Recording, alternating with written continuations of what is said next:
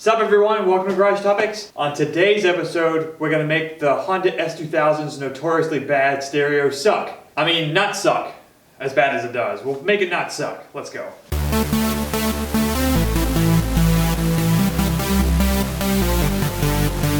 So I got to thinking, what are my goals for the S2000? Do I want something that's fun, something I can autocross, something I can track, take to cars and coffee, look cool, have fun with?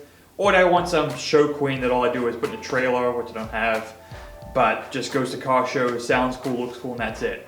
That's what I don't want that. I really like the driving experience in this car. So instead of spending $100 on a stereo, another $90, $100 on all the connecting pieces and the equipment to make the radio dash controls work, I decided I'm just going to trick the system. On the back of the stock stereo, there's this input for a CD changer. And so what this kit does, plugs into that, gives you an auxiliary input. And from the G8, I had this additional Bluetooth adapter that uses the auxiliary input. So I'm going to combine those two, spend about $20 in total because of the leftover Bluetooth stuff I had, and save $180 to put on other parts of the car. I've just read some skepticism about whether this kit sounds terrible or not. The stock stereo is pretty bad as it is, but as long as I can hear some music, I'm more worried about hearing VTEC and hearing it rip. Let's put it in, I'll show you how to do it. To make life easy on myself and to share it, I'm going to pop the roof off. Thanks to everyone telling me that the roof wasn't fully down. Now I know what's up. It was 65 degrees today. It's a little colder in here right now, but it's not stiff or anything. If it was like 40 degrees, I wouldn't be doing this. I watched some other YouTube videos, give it a little hand going up, then make sure that bar goes all the way back so it sits flush down.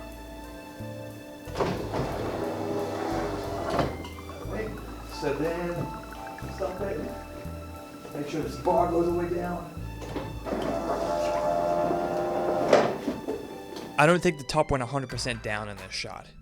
Man, I love this interior color combo. Normally your first step would be to disconnect the battery to make sure you don't shock yourself or anything, but I do not have the original code for this radio. So it's the stock radio. If you disconnect the power for a while, it'll has this anti-theft feature where you got to punch in a code. There's a way to do it online.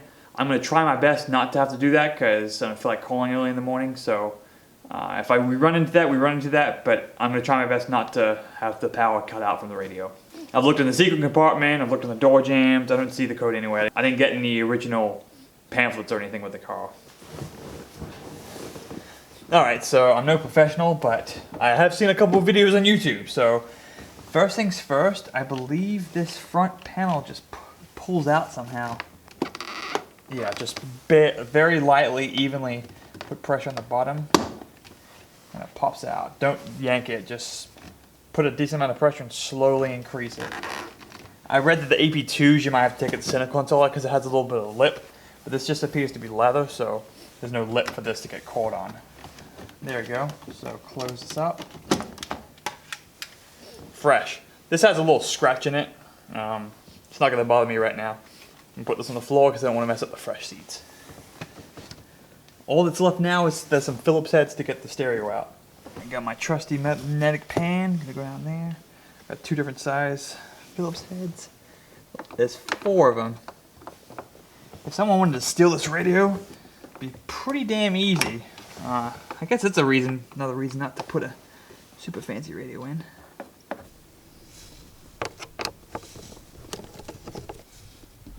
Magnetic. Then you go. Now that's all those screws are taken out. It should just pull right out. We're not in VTEC, but I'm gonna put it in 4th. Manufactured January 2000. Yep, that's enough access. So there's one plug access back here that we need to get to, and I'll show you what the product is. So I definitely bought the wrong adapter. So, good thing I bought from Amazon. I returned that one and then ordered this new one. Some of the vendors, they actually show you a picture of the back of the stereo, so I recommend that you take the stereo out because it literally takes about 5 minutes if you don't have the revision centerpiece that requires you to take that out. You just pop the cover off, unscrew the 4 screws, and then it's out. This is a pain in the ass. Damn it. Ugh, piece of shit. Done. Okay, this should be the one. This is the cheaper version. This is the plug I need. This is the one. But this specific kit came with this is what I needed, and then a lightning plug thing, which I don't need. So I'm just going to cover this with tape. I don't have an iPhone, and I think people that use this get interference. So I'm going to tape this up, make sure that this plugs in where it should. That literally took me 90 seconds to get this out. Once you know how much force to do, it comes right out. 4 screws, unscrew them out, and tugs on out. And since I have the code to the back, I can just unplug the power as well. Unplug the antenna, and we got this. Let's see if this plug fits in here. New plug. Oh yeah, hold on. Yeah, it fits. It's a little tight, but it fits. All the grooves match up. It's just a little bit tight. Now I gotta figure out a way to where I'm gonna wrap this from back in here. Let me figure that out real quick. So before I put everything back together, I want to actually make sure that this in fact works, and I plugged in my phone and I could hear it. The volume needs to be up on this, otherwise I guess this box is trying to get some power to amplify it somehow, and it sounds like doo-doo if you don't have it up loud. So turn up loud, got that going in, all that works. Now I can put it back in. I think I'm going to run the wire, keep all of this stuff behind the CD player if there's enough room, but this wire specifically, I'm going to tuck up underneath this leather piece. Should work out. Let me get to it. I didn't like that this wire was going to get pinched against this mounting bracket, so these vent holes down here is what I fed it through. So that comes up there, and we'll screw this back in. Yeah, see now that sits a lot more flush. It's not going to pinch the wire at all, which we do not want.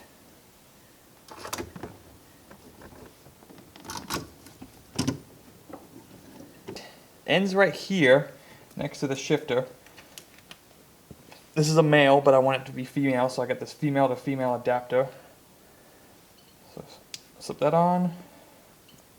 Then the male piece for my Bluetooth unit. Ah, damn, this isn't very long at all. Why isn't this long? Ah, damn it. We might have an issue. So I got a slight issue. This is the power outlet, duh. The auxiliary from this is only like 6 inches. That's my Bluetooth issue. So thankfully the cord runs enough just to here so that I can plug it in, but I don't like the setup. I'm going to run a power outlet somewhere down here so this is all tidied up because I don't like this being a mess, but I've got some errands to run today. So that's all tidied up. This is all back in place. This sits down here, and so let's make sure that it works. So instead of plugging it directly into my phone, it's going to connect from the auxiliary to this Bluetooth to my phone. So let's turn it on to source. It says CD1 disc. This, for my specific unit, you gotta click it to make it blue. It's already done in the connection process, so there goes blue, it's connected. Make sure your volume's all the way up on your phone because it sounded kind of like doo-doo before. Alright. Sounds okay. And a little bit of static that I can hear.